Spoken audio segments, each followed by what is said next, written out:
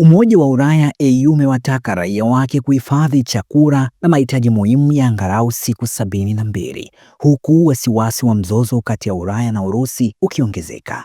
Hatua hii inakuja wakati viongozi wa EU wakionya juu ya uwezekano wa hali ya hatari inayoweza kuathiri usambazaji wa bidhaa muhimu ikiwa vita kati ya Urusi na Ukraine vitaendelea kuenea. Ripoti za kiintelijensia zimeonya kuwa mvutano kati ya Moscow na mataifa ya Magharibi unazidi kuongezeka, hali inayoongeza tahadhari kwa serikali za Ulaya. Taarifa kutoka kwa maafisa wa EU zinasisitiza kuwa raia wanapaswa kuwa na akiba ya chakula, maji, dawa na mahitaji mengine ya msingi ili kukabiliana na hali yoyote isiyotarajiwa. Ingawa hakujatolewa onyo la moja kwa moja kuhusu shambulio, wataalamu wa usalama wanasema kuwa kujiandaa ni muhimu kutokana na hali ya kisiasa isiyotabirika. Mataifa kama Ujerumani na Poland tayari yameanza kuchukua hatua za tahadhari, huku serikali zikihimiza kuwa kufuata miongozo ya usalama kwa ajili ya kujiandaa kwa dharura. Hata hivyo, hatua hii imeibua wasiwasi miongoni mwa raia, huku baadhi wakihisi kuwa hatari ya vita barani Ulaya itazidi kuwa halisi. Hii ni ripoti ya MediaWire Express na mimi ni Joseph